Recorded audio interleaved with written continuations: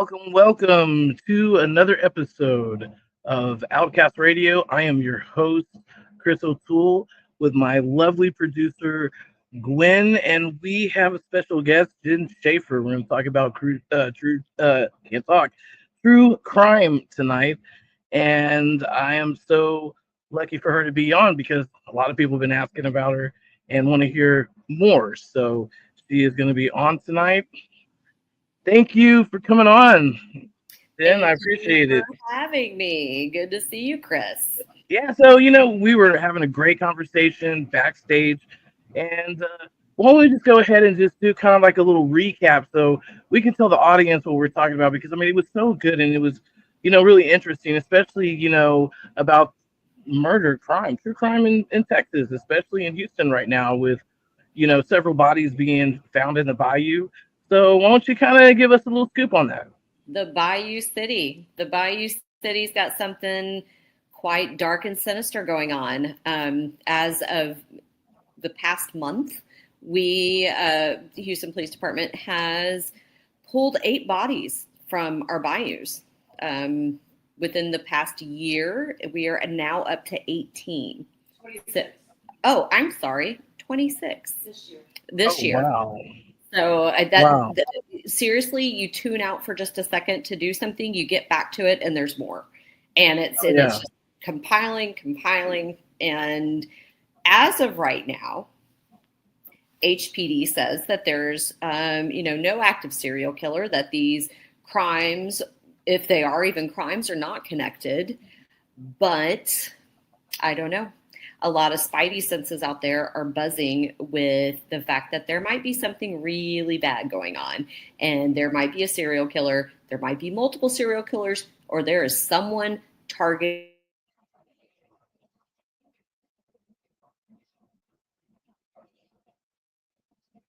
Got a little hang up there, Slack. She's gonna come back. ah, There you are. um, they don't want this getting out. I know, But right? and I haven't had the time to really dig into it enough. Right. The two, and we talked about it, the two victims that I really know about or I've read anything in detail about. The one is the young man, 20s, 30s. Either his sister or his cousin posted on Facebook. This guy is autistic. His body was recovered from a White Oak Bayou, I believe. Yes, yes. White Oak Bayou. They discovered him there. He had been back.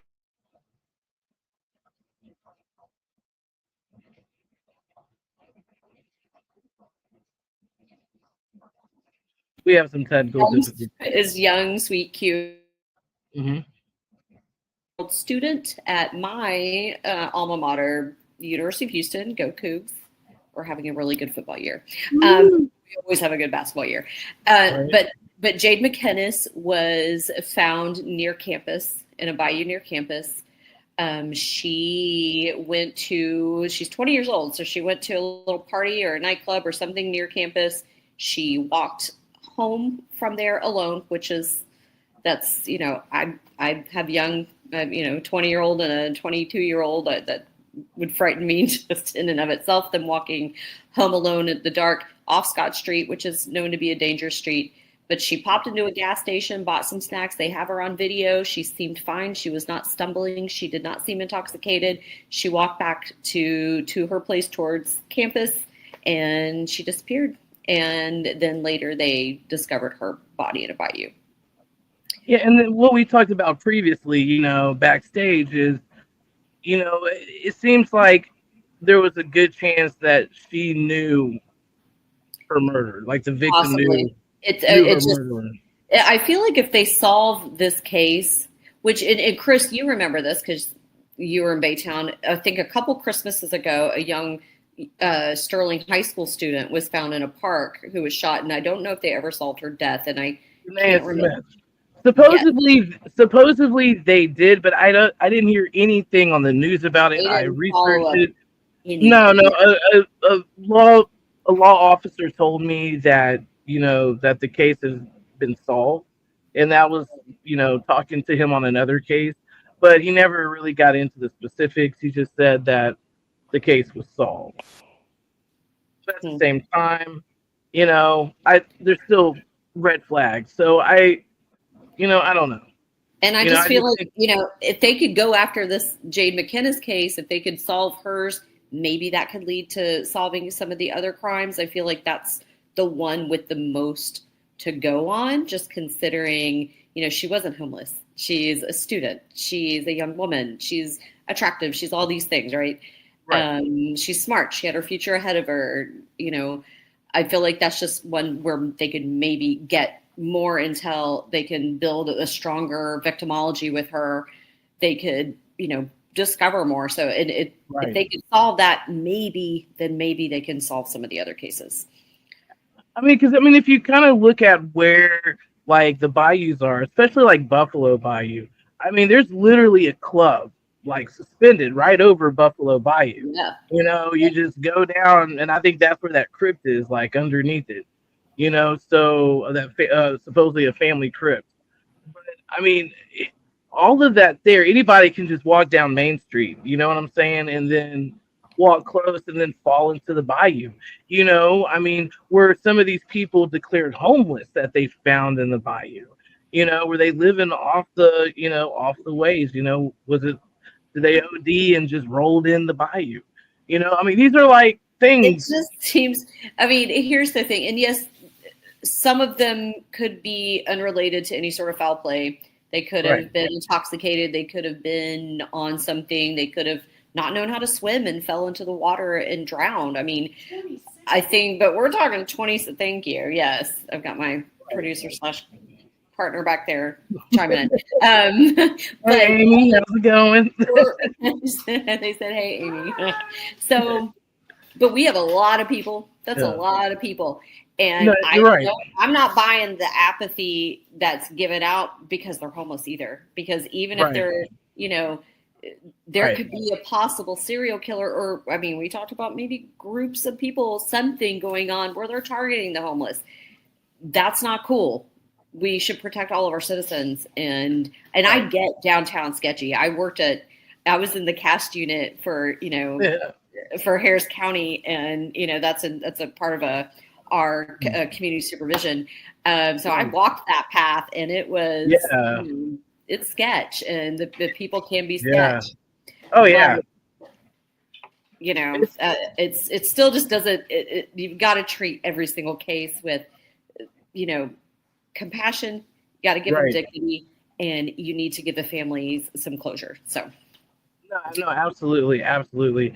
And I just think it's a coincidence that if you really look at it, like what is like the 4 or 5 years, well, it's been over 100 and something bodies altogether. Is that right, or something around there? It's a lot. Yeah. I can't even give you. It's this number that seems like it's like an amoeba. It's like it just keeps growing, and once you think you have a number, you're gonna hear the click clock of my little dog down here. But you're, that number just keeps growing, and I hear a new number every day. And I blink, and like I said, I was like, oh, I think we're at like 18. No, we're at 26. Right. And so just keeping up with it. And I understand, I really do have some empathy with our police force and our homicide investigative forces that are out there trying to get these things done. Their resources are limited. They've got, they don't have as much, man and woman power as they need. I get that. But at the same time, our mayor, he needs to say like, hey, all I'm hearing is it's not a serial killer. It's not connected. It's not this. It's not that. Well, hold on now. We don't know that it's not. So don't insult people by just kind of, jumping into just kind of skirting it away and just hiding it away. There's no hiding this. Like this needs to be addressed, no matter what's happening. If you really kind of like look at the history of like serial killers, in cities, like Houston is number 2 for serial killers, because we have a scarce area to discard a body, which may never be found. We have wildlife that will take care of the evidence, most of it, especially wild hogs. Yeah. We got, then out where I grew up in Baytown, Chambers County. Yeah. We got those swampy marshes out there, and we've still got gators, and we've got, I mean, it's, Yeah. that's the Debbie and Sandy case. I mean, they put their bodies Yeah. out there for a reason. This is, if you're a serial killer, if you're a killer in general, and you need to hide a body, Houston is an optimal place to do that. Oh yeah. Most definitely. Most definitely. And it's just too coincidental how all this is happening unless it is a magnet, unless that location is just a magnet for murder, a magnet for people starting bodies. My thing is, it's like if you want to discard bodies in Buffalo Bayou and in the bayous, then that means you want to be found. You want to make a statement. Very brazen. Yeah, it's very blatant. Yeah. Like, it's, here you go. Yeah. And if they're finding them like this, like, they're not hard to find. And that's how audacious. I mean, like, oh, well, let me just, they didn't even go to any effort. I mean, even, we can chart, killings in Houston, surrounding areas. I mean, the Texas killing fields, Calder Road, we talked about it. They Right. just put those bodies out there, and then they were stumbled upon later. That was in the 1980s. Debbie and Sandy in Baytown, that was in the 80s. The case that I'll be on Hulu about, the Mary Stiles case, she was left out in the elements because Houston, does the job of hiding the bodies for you because of our elements, because of our humidity, because of our heat, because of the animals and insects and everything. And it's just, and then we could be a dangerous area, No, definitely, definitely. Like when I drove for Uber like part time and I would work at night, I think I saw like the most like darkest of places in Houston. Houston is, look, I love Houston. Houston's my hometown. I just don't. It's dangerous. Okay, Houston is dangerous. You know what? If somebody is doing some road rage, just let them go.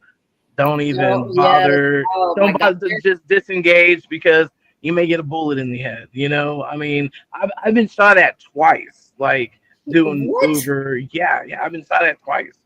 And yeah, the first time I was shot at, it was on Memorial Day weekend. It was in Midtown, and all I remember was this chick, and she was drunk, and she was like, leaning out of the Jeep.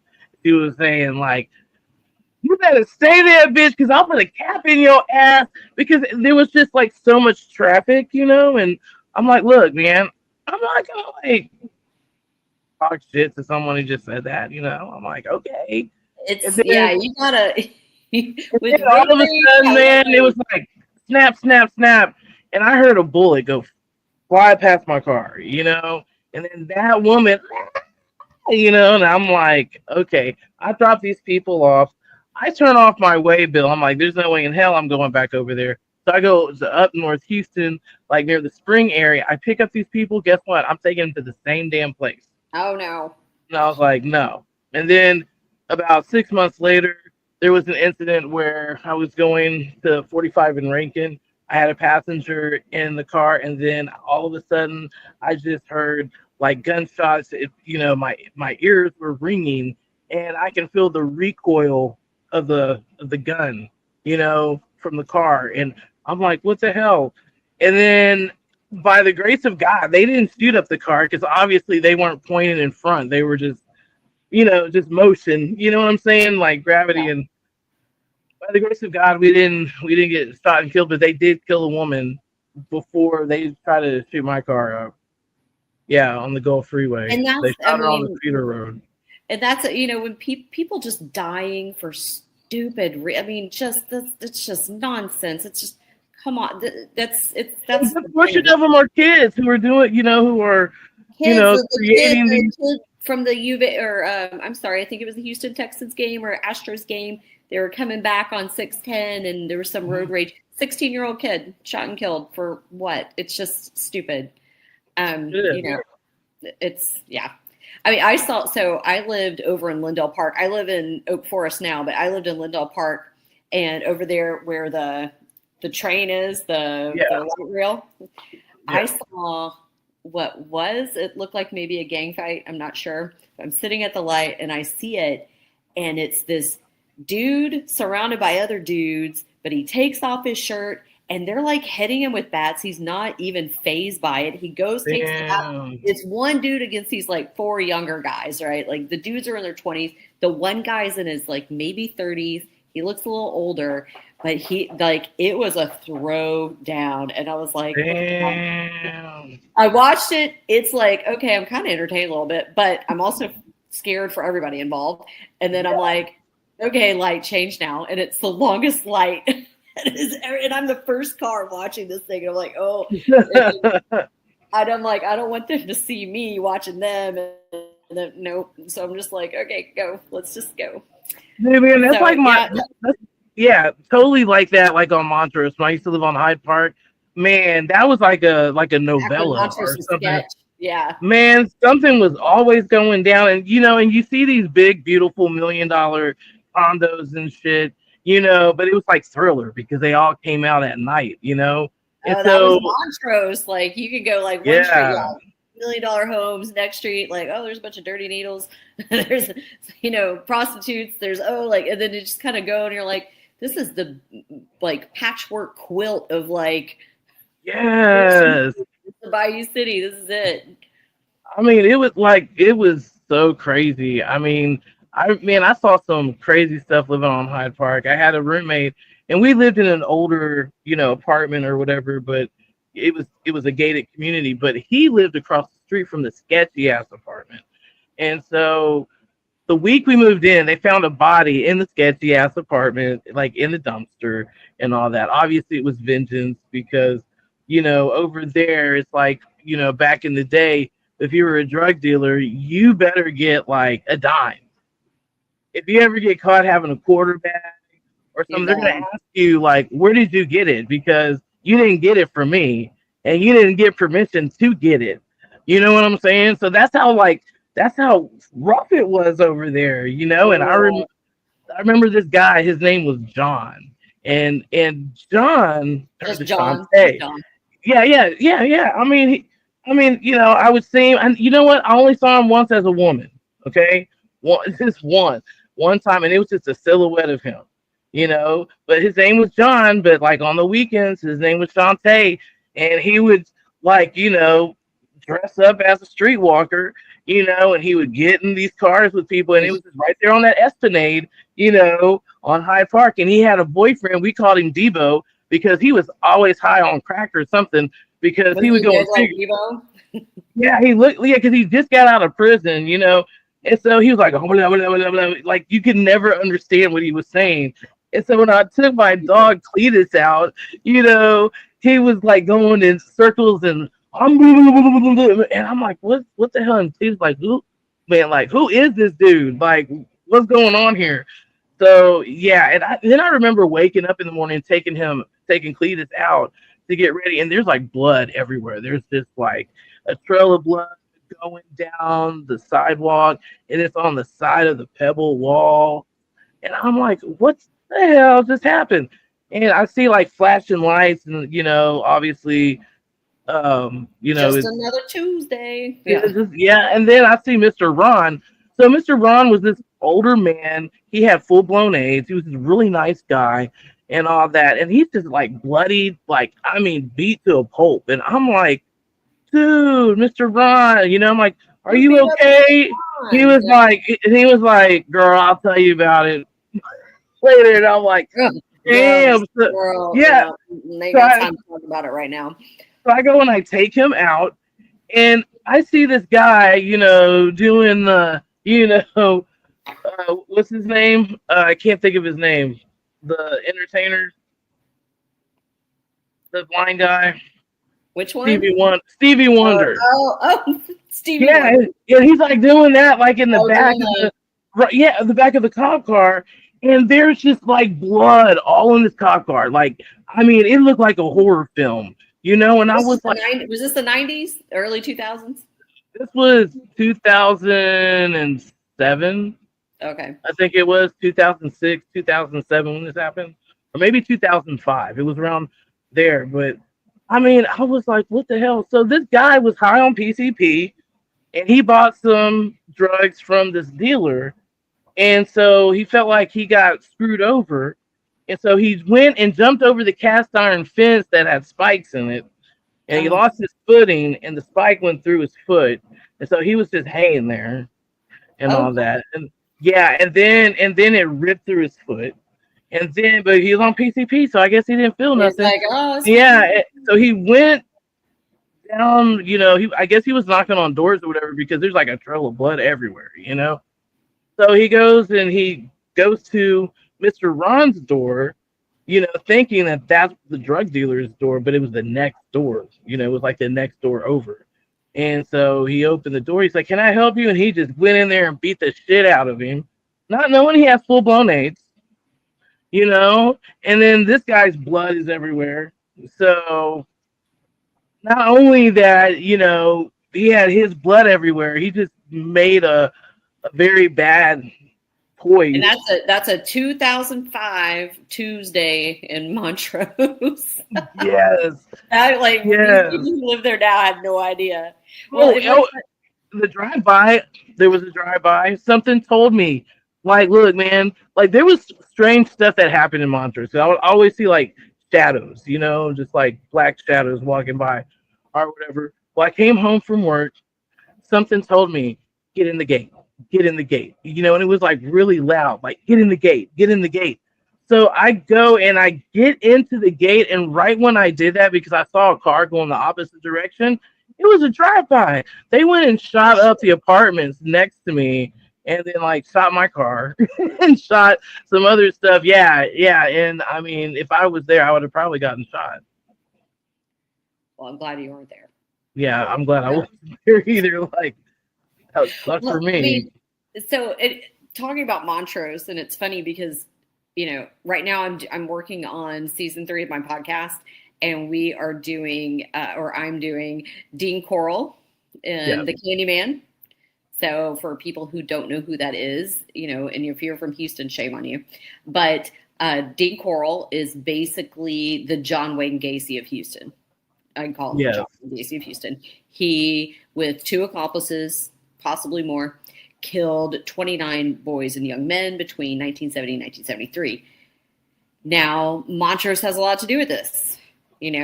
I've done some digging, and the first few episodes of my podcast just kind of sum up, what happened, how he stopped doing what he was doing first, because the story kind of begins with an end. It ends with his death, but then we go in, we learn about these boys and these young men that he killed.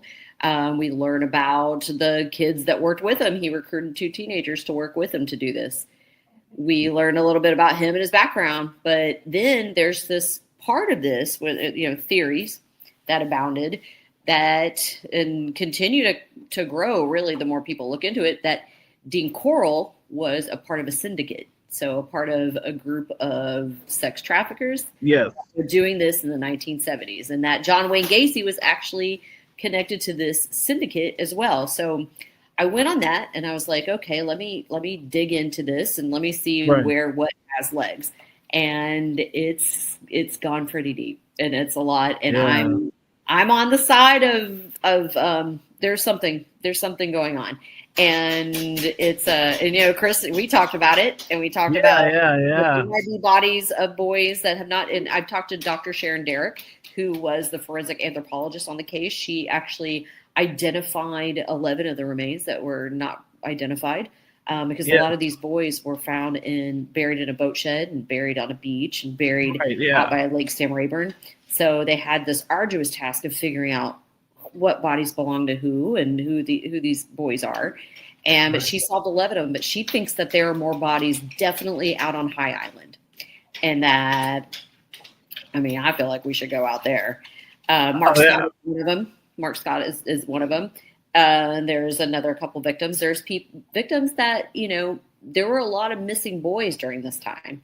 If you think of the syndicate that was happening, if you're following the same theory I'm following, there's a lot of boys that went missing. There was a documentary that was filmed in 1981. It was aired on ABC called Boys for Sale. These two documentary, they were young dudes that worked for ABC, these two guys in their 20s. They took the equipment, they went out on Montrose, and they met with these boys. And they said, hey, tell me your story. What's going on? And they uncovered that there was a syndicate, there was a sex trafficking ring that was happening in Houston in the 1970s, 1980s.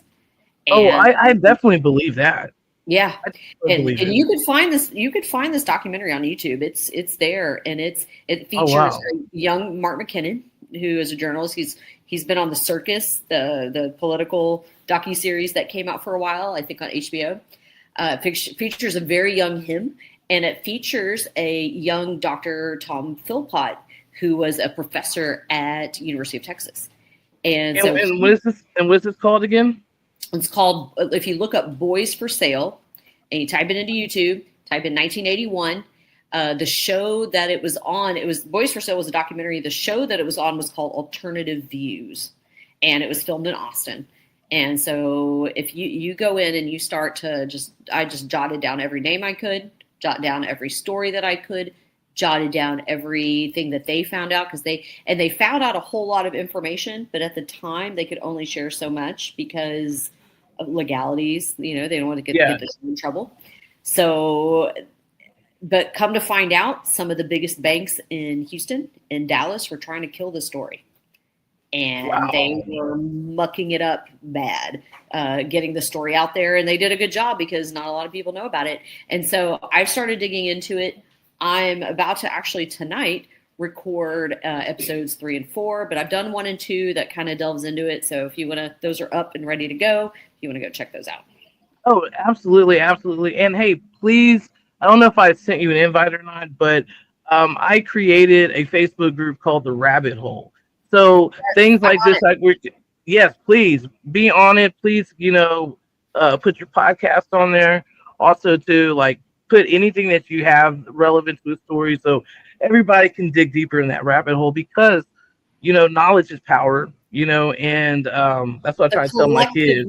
The hive mind, like we all do this together. There's going to be things I miss, that you're going to pick up, and that, if here's my little thread, you want to go pull on that too. Like if we all kind of do it together and put together all the information that we all have. When I was in Albuquerque, I went to a Beyond the Crime podcast festival there. It was really great, and I met some really cool people. I sat down and talked with Texas True Crime podcaster.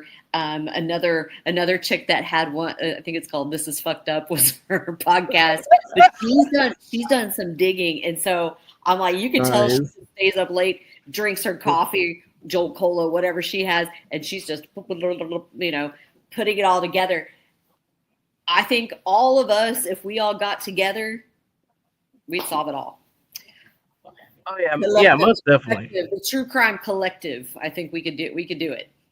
Oh yeah, man. Those most definitely.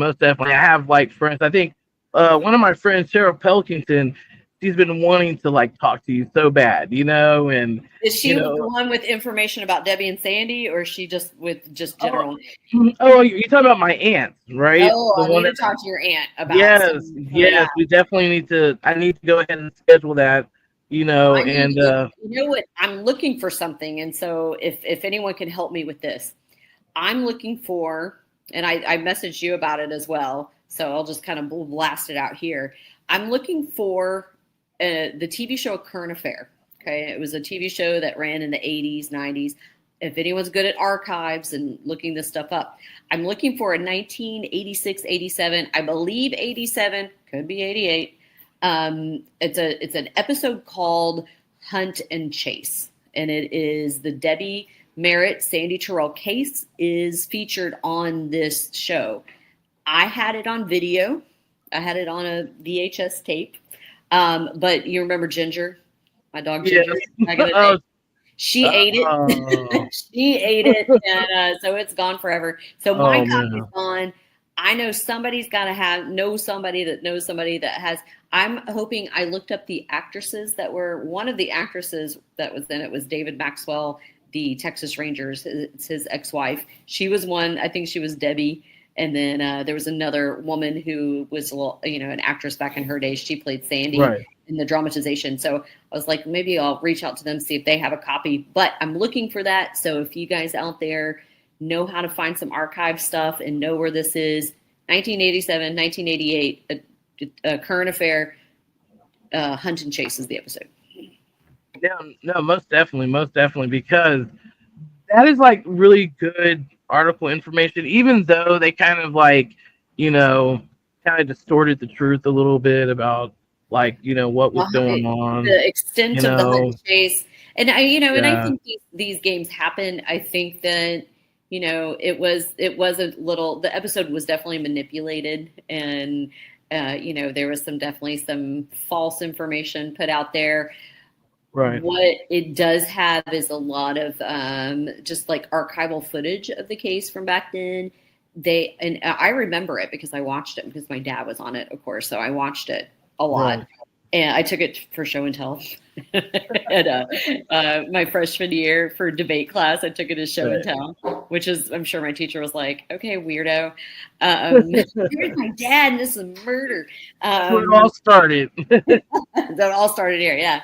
But I watched it a whole lot. So they actually have in the show, they have the garments that they wore when they found them, the ones what they were wearing, and their suitcase and things like that. So stuff that Baytown PD, I know you got stuff, in Chambers County, I know you got stuff that they won't let me near. So yeah, but you know what? Like, there you go. I don't know. I was but pretty that would be great to find.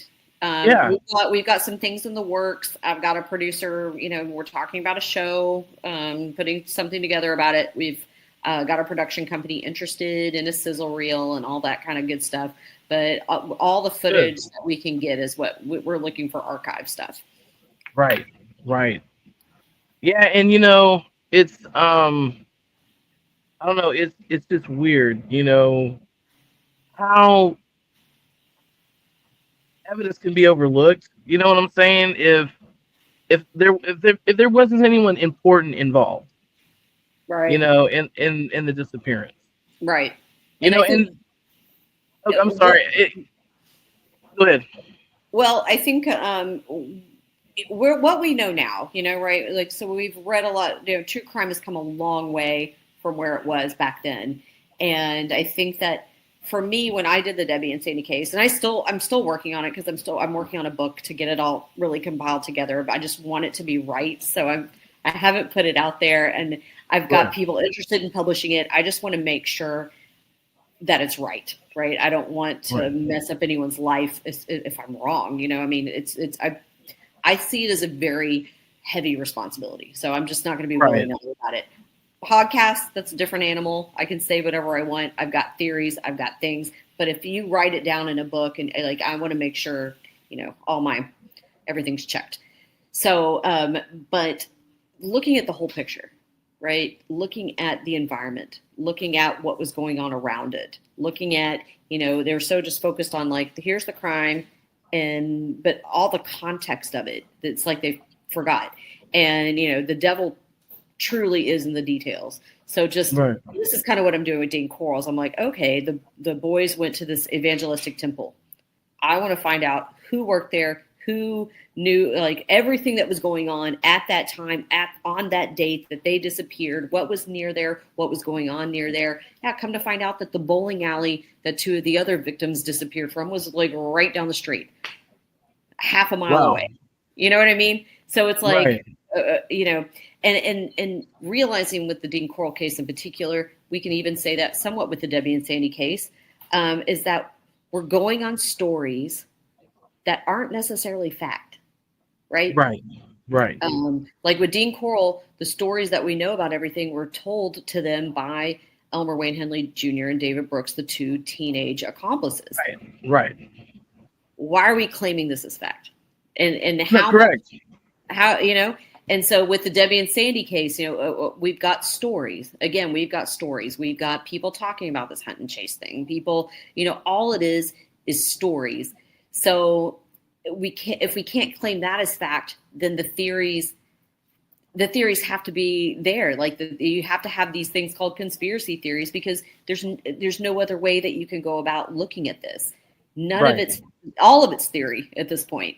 So if all of it's theory, then you have to compile everything into the most probable, right? Like this Absolutely. is the most probable thing. And so, conspiracy theorists get a lot of poo-poo, right? But it's honestly the only way to go about it when there's nobody that looked into it. There's nobody that documented what needed to be documented. There's nobody, so anyway, that's my little spill on that whole thing. And, like I said, like it was the first and last time that I seen Tammy, when I went over there, because, we agreed to record a session, you know what I'm saying? Because I really wanted to, help you work on the documentary. So, just compiling stuff, right? Right. Well, when I was over there, and I didn't have my camera stuff set up, but I think it was the attorney, I think it was the DA contacted her. Okay. When I was there, and so did, I want to say, maybe the sheriff. Cheryl Leak, the Chambers County DA? Yes. Okay. Yes. So the sheriff was like messaging her, and like if you showed me, you know what I'm saying, just saying like really horrible things, like her and bullying her is what they were doing. Yeah, totally harassing her. Basically, he was saying to her like, you want me to tell you what your mom looked like, when we found her, just really disgusting things, and then the attorney, the district attorney called, and I heard her talk to her like, just drop it, you're just making, this is just all up in your head, you're making it bigger than it is, just drop it, and then that's all I heard of that conversation. Whose mom was murdered. Hey, just move on, just let it go, you know what I mean? It's kind of when I hear people like talking about horrific, like the Holocaust or slavery or something, like, well, just get over it. Like, this is like her mother was killed. I would never let that go for the rest of my life. But my thing is, it's like, why would you, as a DA, call a victim's family member? That's not business related, not case related, because obviously, calling that person to harass is, totally different thing. The one who's doing most of the harassment, it just seems like I'm so sorry about that, was basically, the sheriff, through like the. He wasn't even, sheriff of the department whenever the women went missing or when they were found. Right, he was working for, I think he might have been. I heard that he was working for partly. I had to do my digging into him, and my dad, of course, has a big old file on Brian Hawthorne. But, it's, to me, like, why would you even talk to someone like that, like a victim or their family members or what? Like, how? There has to be an element of compassion in your job when you're dealing. I mean, you work for the people. Not for, you work for the people. And I'm sorry, you're only focused on the ones who donate money to you or the ones who, who vote for you. Like everybody, when you're in law enforcement, you take care of everybody. And the same thing with Houston, whether these bodies in the bayou or homeless, I don't care who they are. If they're gang members, you have to honor, respect, take care of. It's like when you're a doctor, you have to operate on everybody the same. And you have to protect everyone the same. And that, I just think that's awful. And I totally agree on that. But as you know, in reality wise, that's not always the case. And especially when it comes to corruption, just what I've noticed working in the entertainment industry for so many years in the media and working for some politicians in the past. It's all corruption. It's lies. It's so corrupt. It's so corrupt. And there's corruption. I mean, when we're looking at the Dean Coral case, I mean, there's the Dean Coral thing, links to J. Edgar Hoover. I mean, like we're looking Yeah. at, and I'm going to give you one little nugget and just one little name, and that's all I'm going to do, and you can go listen to the rest. But there's a guy named Billy Byers Jr. Okay, now Billy Byers Jr. was connected to another guy named Guy Straight. They were out in California. They were child pornographers. They were sex traffickers of boys. This was boy pornographers. This is what they did. They were indicted for it. Guy Straight was convicted. Billy Byers Jr. wasn't. And this is why. His dad, Billy Byers Sr., is a big Texas oil man. I mean, big Texas oil man. Big oil money. Connected to Clint Murchison Sr., connected to Sid Richardson. We're talking about the big rich in Texas. You can't touch these guys. These guys were Billy Byers Sr., Clint Murchison. All these guys were very close friends with J. Edgar Hoover. Clint Murchison had a hotel. J. Edgar Hoover used to come stay at this hotel. Billy Byers Jr. used to supply young boys for him. You know what? I think I heard about that, and this is the reason why I heard about it is because I have this book that a friend of mine gave me, Shannon Dean gave me for my birthday, and it's called The Apocalypse 2. Have you ever read? No, no. Mine's based on The Secret Life of J. Edgar Hoover by Sumner, but Anthony Summers. I mean, there's like these crazy ass essays of people who have like committed these pedophilia sex crimes. Now, like when I was younger, I read it, but I just read through it and I was like, damn, these like some messed up stuff. But now, since I'm older and I got the book out of storage, and I'm like, man, most of these are like pedophile cases. They're like, right, and I think I heard one of those names like in those stories, in those essays.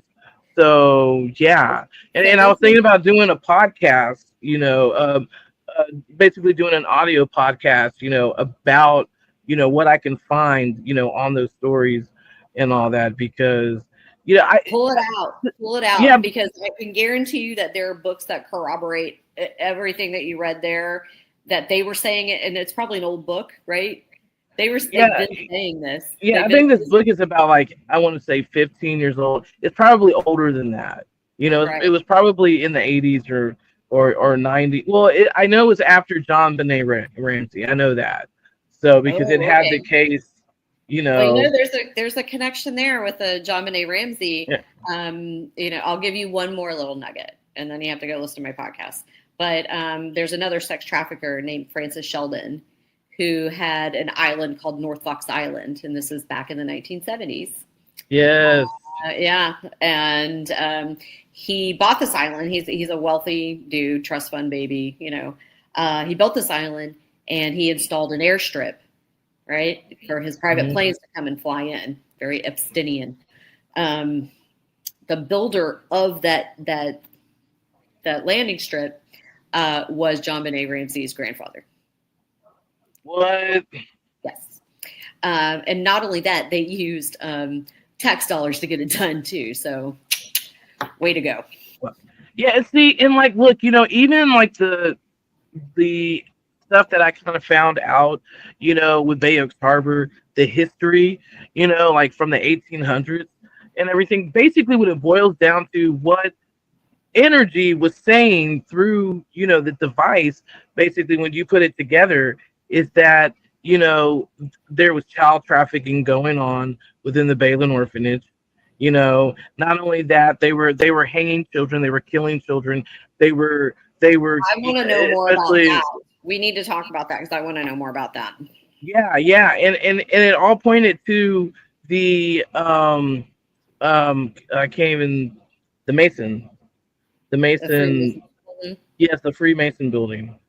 So, and that used to be a schoolhouse, and for the orphanages, too. So, there's a lot of connections, There's a lot. I mean, and that's another thing. We're a collective group of people looking into it, because I know I'm kind of focused on this little area, but I know that there's another area that's just like it. I mean, I'm kind of building a profile for what it looks like. And here's the thing: Epstein is a direct, like, that profile, right? Mm-hmm. He fits the profile, right? And it's not like Right. this, what he did has been going on for a very long time, and it's No, formulated. you're right. It And is see, so and look, the and I whole mean, private islands, private planes, wealthy people, using nonprofits to disguise it. That is a huge one. There's an interconnected, there's pamphlets, there's leaflets. The pedophile groups were teaching the other pedophiles how to infiltrate, nonprofits and churches and church groups. They were Boy Scouts of America. These guys were taught how to infiltrate Boy Scouts of America. It started off as, of course, a noble thing. Like, let's take these boys camping. Let's learn the ropes. It was completely infiltrated. And then now you have the perversion files that documents all of the stuff that was going on. right. And I mean, if you really look at it too, it's just like child trafficking and all this shit has been going on for centuries. You know what I'm saying? I mean, when I looked It's at been there with the world's oldest profession, if you will. Like, they've been doing it with kids, like they were doing it with women and Native Americans, they were the most affected. Yeah, here in the United States, having these Christian boarding schools, which I'm actually working on a story right now, about that, like a documentary. Yeah. I mean, it's been around, and the thing is like, okay, so I had a friend, and he passed away, and I remember he was telling me about his family being in some type of um dark thing, you know. They were Ukrainian, and he told me that, um, or I found out later, that they were Satanists, that they practiced some ritualistic stuff. He had he had attachments to him, but there were things that I guess his family did that was far more worse, and I think that would probably be like human sacrificing and so forth. But one thing that got me is that he would talk about the bond, you know, and when he would talk about the bond, I would hear through ICE. The ICT is like the demonic name Baal, and so it seems like there's like this cult or whatever that is associated with Baal, and supposedly they do these type of sacrifices. They'll sacrifice something, because blood. Did you read Maury Terry stuff? The journalist Maury Terry? No. But hold on one second, because this is the weird thing. This woman who claims to be Epstein's niece.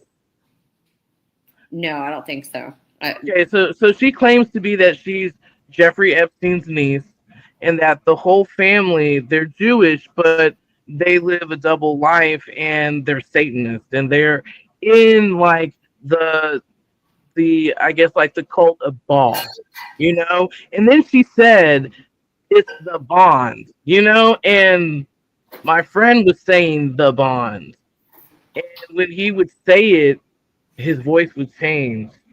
And I just that was just a flag, like there's no indications saying that there. Huh? Yeah, no, it's like you kind of check mark it and it starts to register more. Yeah. Right.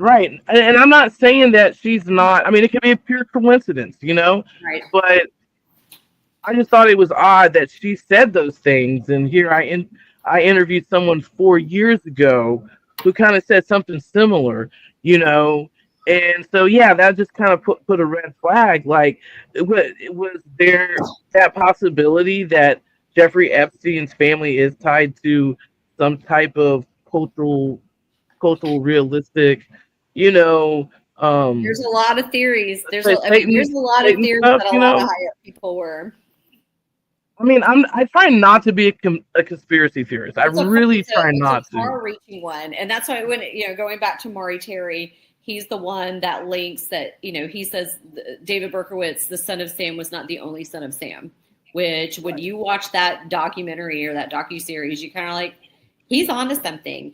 And he was, he was kind of, you had the satanic panic in the 80s. And I do think a big portion of it was BS, but I think a big portion, you can't go hard one way or the other, right? So you can't Right. like, oh, it's all real, oh, it's all fake. Like, no, there's this gray area in the middle where no, there's, it's that whole adage of the devil, like convincing you, the biggest lie Right.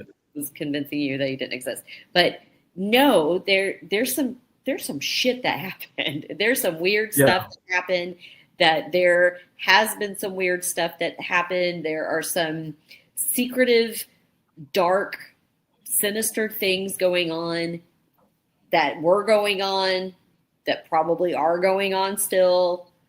And it's people believing in some mumbo jumbo, I think, and they're Yeah. taking it too far and they're hurting people. And I think, even with the sex trafficking thing, whether it has to do with anything deeply sinister like that, or if it's just sickos being sickos, Yeah. I'm done with it. I'm ready. I, Like I'm ready to just out the crap out of them. And you can call me a conspiracy theorist all you want.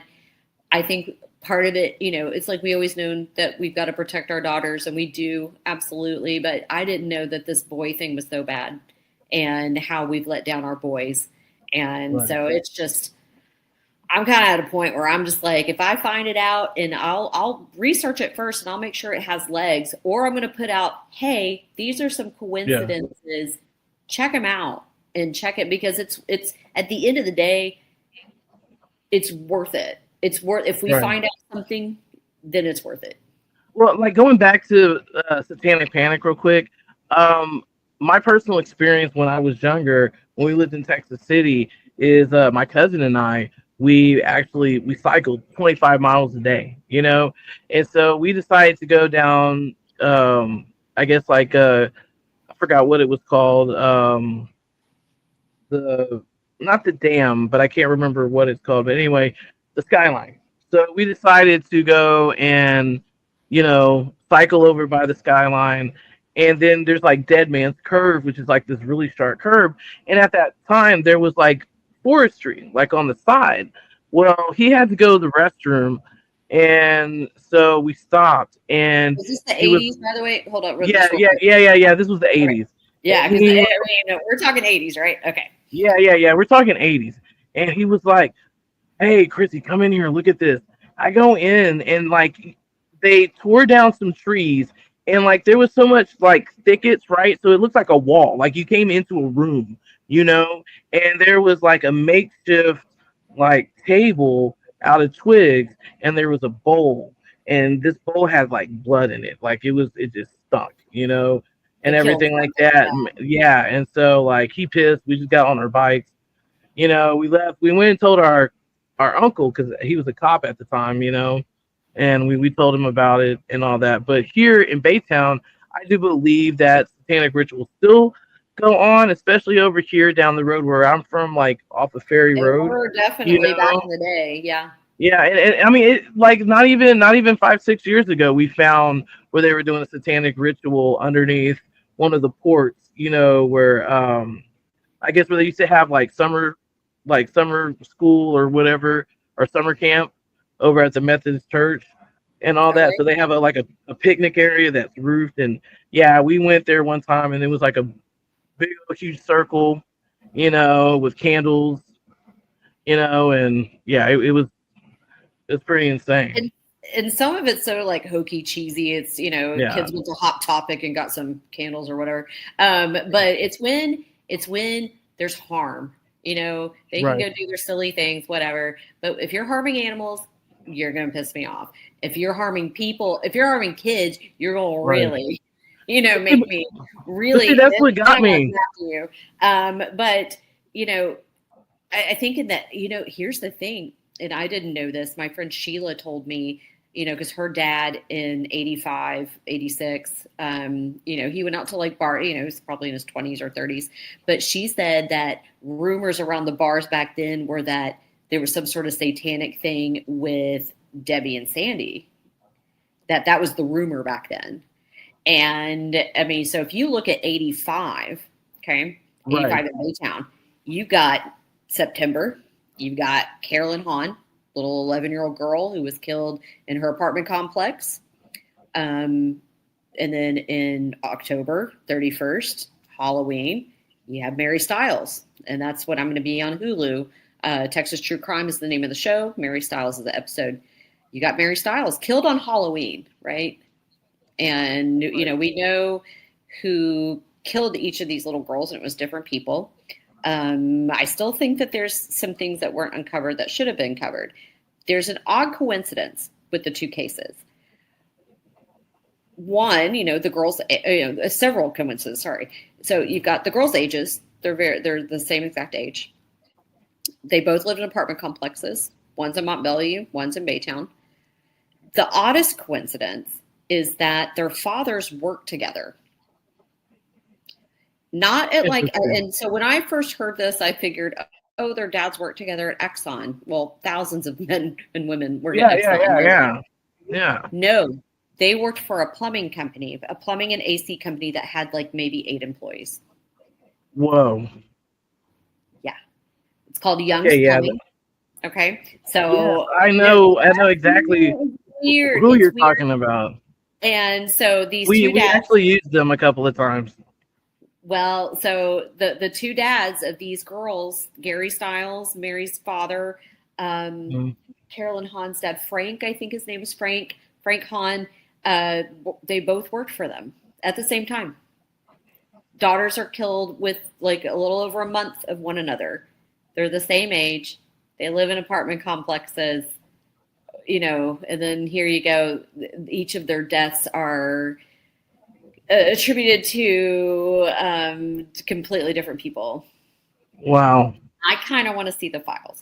Now, my dad was an officer on each of these cases. He was the detective on each of these cases, as well as the Debbie and Sandy case.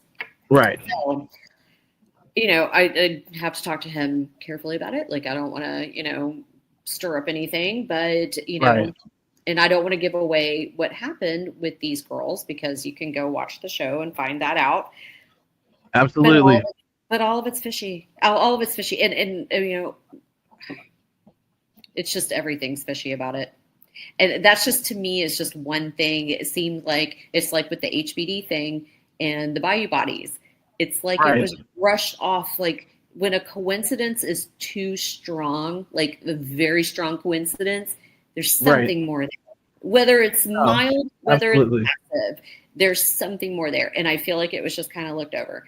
I don't know. Maybe I'm wrong. I don't know the evidence. I just know the story, and I've passed along the story.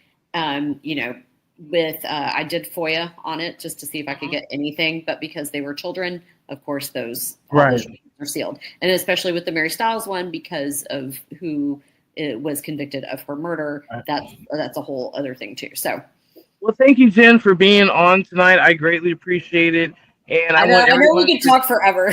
I know, right? Because this is like good information. But you know what, Jen? Please put your information and what you're working on, and also too, the Bayou murders and all that on the rabbit hole and so forth. And I'll go ahead and I'll send you a link and an invite link. Place to share it. I think that's if with these other cases, it's more about finding out information and getting information out there. But with this Bayou case, it's possibly saving lives. So if we could do something collectively as a community and kind of fill in the gaps, don't put your life in danger or anything, but, somebody knows something that can pass along something to someone. So. No, absolutely. I love always having you on. It's always been great for you to come on. I love your stories. You're so thorough. I know you've done your research and your knowledge, and I would love to have you back on again. Hey, is your episode already on? Because I was trying to look for it. No, so on Hulu it'll drop the 21st. So, and I know they'll be doing for November, right? For October. So October. Okay. What's today? Okay. The 19th, 18th. Yes, it's the 18th. Yes, it's the 18th. So it's going to be on the 21st. Yeah. Few days. So yeah, it'll drop, right? So it'll be on Hulu. Nice. Texas True Crime is the name of the show. I did it with Tom Abrams. So he's, look that up. You'll be able to find that. I think you can find it on Prime as well, and maybe Disney Plus. that'll drop then. I think they're going to do a big push though on Halloween to promote it, because of course when it happened. So Right. No, they'll be, absolutely. yeah. And so And I've also have season 3 of my podcast, Crude, Texas True Crime Podcast. That's going to be wherever you get your podcasts, Spotify, Apple, wherever. I'm on episode, I think it's 8 or something. I don't know. I know that I'm about to record part 3 and 4 of my little syndicate trip that I'm going on, so you can follow me along with that. We're working in development with that as well, bringing that to television, as well as the Debbie and Sandy case. And I'm also compiling all of it to put in a book that I'm going to release. So it's tentatively titled The Candyman and the Syndicate. So look out for that. right That on. hopefully I'll have that done in a couple months, probably. Yeah. Nice. And also too, on the rabbit hole, I will have Boys for Sale. I will have that documentary on so people can watch it too as well. And please invite your friends and all that to it, because I want people to put in their knowledge. I want this to be, something educational for people. People have any, information, that's credible to, you know, helping people, finding someone, solving, murders, or, Easing pain. Yeah.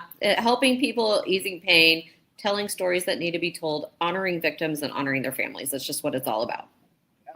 absolutely. And there are some documentaries that will be posted, like true crime as well, off of YouTube, so people can have knowledge, who are crime buffs, who love, true crime and, paranormal stuff. Please, join the rabbit hole. You won't regret it. We can all talk and get along and, have a coat. Get lost We're in it. gonna get lost all up in it. Get lost in it. So yeah, so thank you so much. And I'm waiting for the producer to pop in. I don't know where she's at. She's backstage somewhere. There she is. She's a genie. Pa pa pa, Genie and a Hey, bottle. what's up, Gwen? Oh, she Okay, so disappeared. sorry. Always gremlins. Yeah, I'm here. Great show, guys. I wasn't planning on Yeah. popping in. So. No. It's cool. It's been like really good. Man, Jen's always good, man. I love having Yes. her on. She's just so effervescent and she's so creative, and I love to I love talk. it. But you do so well. You're Yes, awesome. you're At great. it, so we Yeah. enjoy it very much. Man, and look, Jen, I've known you for close to 27 years. It's been that long. Oh my God. And we're still only 23. That's weird. I know, right? Right. And it's just like when I look at you now, it's like, damn, you look more like your mom. Like the Oh, older I you get, the know, more you right? look Because I like look your like my dad a mother. lot for like a long time. Yes. With the Yes, like- graying and like my white's coming out more, Yeah. Starting to Hey, look look, I'm starting to get gray hair. I can't believe it. Oh, it's happening. I'm just kind of like deciding, Yeah. like, what do I do with it? Do I just let it grow and go and grow, or do I cover it, keep covering it? And I'm like, I could save a lot of money if I just let it go. Yeah. So yeah, no, my mom. I put in blue contacts not that long ago, and I was like, oh my God, I look like my mom so much. Oh man, how is your mom anyway? Oh, she's good. She's She's good. good. She's Is she being still good. practicing, or is she retired already? She works for DaVita as a social worker for DaVita. Oh, okay. She's never going to retire. She doesn't want to retire, but luckily now she's going on vacations. At least she just went to Turkey, and she's wanting nice. to. It was like Turkey and Greece, and so she had a fun time with that. She really though, and this is interesting. They were going to go to Israel initially. Oh, really? And this was before all the shit went down. Yeah. Like, literally, like it was last Christmas, like before all the stuff went down. She had this whole thing planned to go to Israel. She was going to go do like a big Jesus tour. It's with the church, and they were going to go Right. like historic stuff. And they decided to do it in Turkey instead, and they followed like the Gospels of Paul, I think, and like went and learned about that. But but now she's like, I eventually want to get out to Israel. I'm like, oh, go. Like, well, hold on. Yeah, just wait. Let things get settled first, Mom. Yeah, like we know how shit went down a few times with the you do not ceasefire. run fast. Like you cannot. Like no. You know, like just wait. Like right now, my wife is on a cruise. She's going to, I think, Cozumel or whatever. Oh yeah, I Man, went to Cozumel cruise. I've been on that a couple times. Yeah. look, man, I like, okay, I love water. Okay, I'm just like, when I think about being on a ship, okay, with a whole bunch of people, like a whole bunch of people, and you're out in the middle of nowhere. I don't know, Did you man. see the documentary about the one that got the poop cruise where they got the like I've heard of that. I was like, nope. Dude, that made me have a virus right there. I was like, oh damn, I gotta go to the Like, restroom like you know that. what? I'm about to lose 10 pounds, but I don't know. Oh my goodness. Ooh, I mean, like, you know what? It's probably nice. I just like that's not my thing. Like, I don't want to go on a cruise unless it's in Alaska. Go on a cruise to Alaska. I want to go on one of those. I would love to do an Alaska one. They're a little more expensive, I know, but I mean, just to see the whales and the things, like just Yeah, I think it'd be really cool. I'd like that. no, And really I have would. these friends, and they, you know, they're a couple. They did one around Iceland. Oh wow. Oh Which was wow. really cool. And I think they just went on one that was. They'll do the ones. Like the river tours in Europe, where you know those are supposed to be like super posh and nice and everything. So maybe one day, like retirement, when I'm retired, like they are, like I can go do something like that. Man, I don't know, man. That Shit, man. When it comes to retirement, man, you gotta have a decent ass job just to retire. You know what I'm saying? Like our generation, forget it. We're gonna be working till like, we're all fucked. gonna be We're all gonna be like, "Hi, welcome to Walmart. We're Gen X. Come in." What's your always with Gen X? There's only two ways to go. Neither, you know, you just work hard and become your own employer, or yeah, you're gonna have to go somewhere where you know you can get work. I mean, it's sad. You know, I remember when it was just easy to get jobs. You know, now it's like it's hard to do that. A job with benefits and a pension, Yeah. and then when you retire, I mean, that is, you know, the best place is Harris County. My friend has worked for Harris County Community Supervision, and she's close to retirement now, and her retirement's badass. Like, but you know, while you're working there, you know, you're not paid a whole lot, like, you know, Right. but the best part of it was the retirement. But you don't see that anymore. You just don't see that the same way. No. Well, no, I mean because we're just screwed. We're screwed because I mean, is going to be, yep. our checks and balances for our government is just not okay. You know, I mean, there's a repeat. Okay our entire lifetime. I mean, I'm, you know, what we're both pushing 50, right? Like we've never had it.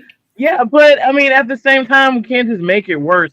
I mean, look, supposedly the tariffs that are being brought in, oh, it's good for it's good for, you know, it's good for America, it's good for this. No, it's good for the rich who are getting a piece of that.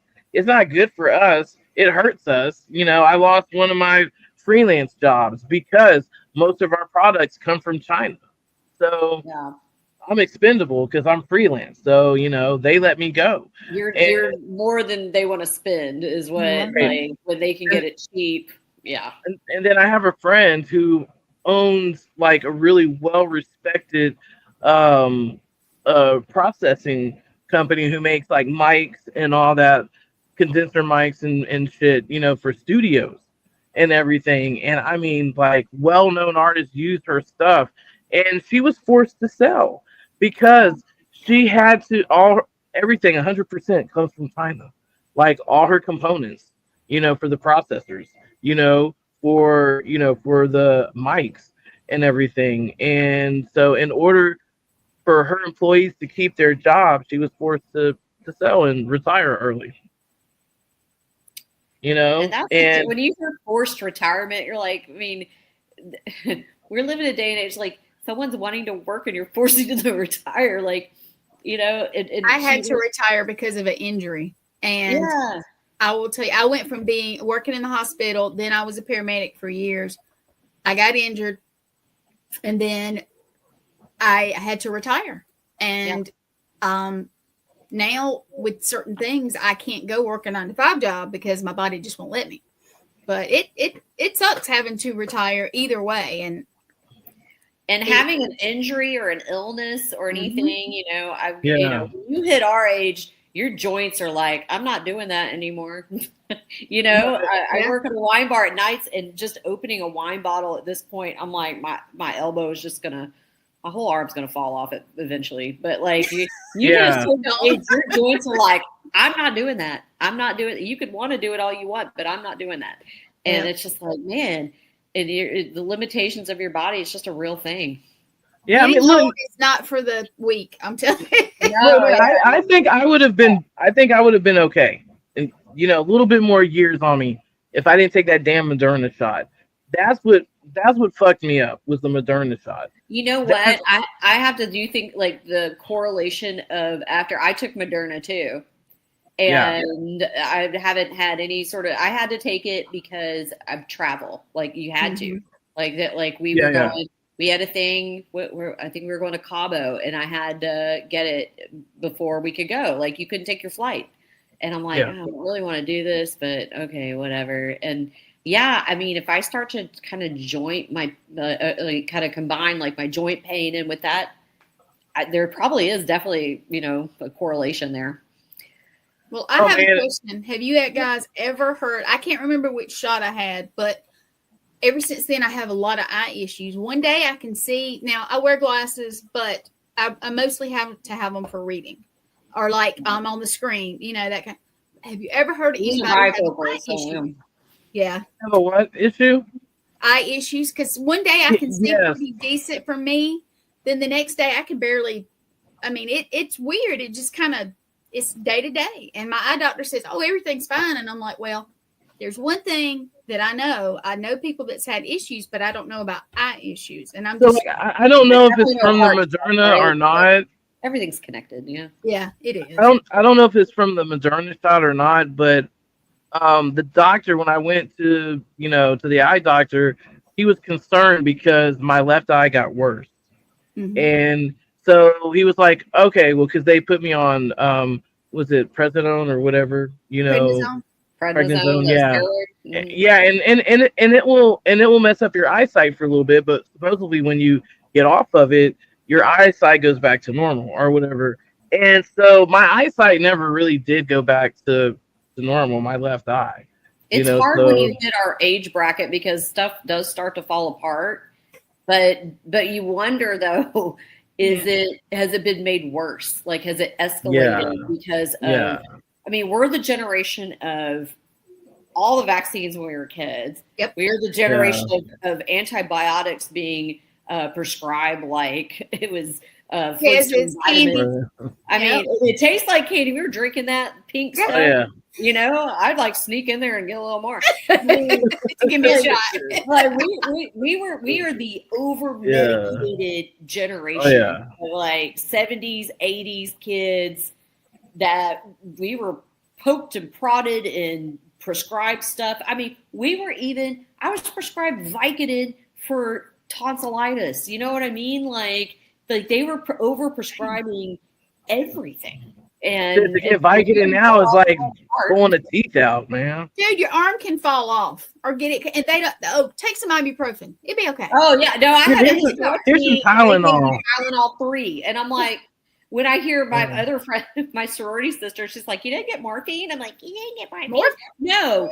No, I don't have that kind of insurance, obviously. But like no, they say like, "Here you go, take your Advil. You can alternate Advil and Tylenol," and I'm like. That sounds like a lot of pills to take. And there are people like me who are sensitive to a lot of medications, which I blame on having them all those years. I can't even take Benadryl, which is who can't take Benadryl? I can't. I can only take Tylenol. I can't even take Advil. I can't take A Tylenol. Benadryl is sleepy time. Like I need to take it at like 8 p.m. to get up at a decent hour because it gives me leg cramps so bad that we thought I had an aneurysm in my leg. We did. Wow. And we couldn't figure out why because now I've had restless leg. I want to say in the past couple years, and I've never had it before. I mean, like when you're a little kid, I had like shin splints and growing pains in my legs, which I always thought was crap because I'm so short. I'm like, why do I have all those growing pains then? But more and more restless leg syndrome, like every year it seems to get worse. And if I take I think a melatonin will give me restless leg. I think any sort of PM medicine will give me restless leg. Benadryl will give me restless leg. Yeah.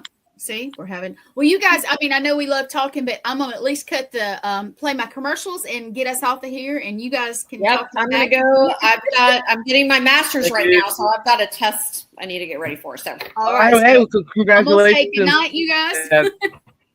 So, let me know whenever you want to do this again. It's fun. Bye. Thank you so much. All right. Yeah, all right, absolutely. Good night, everybody.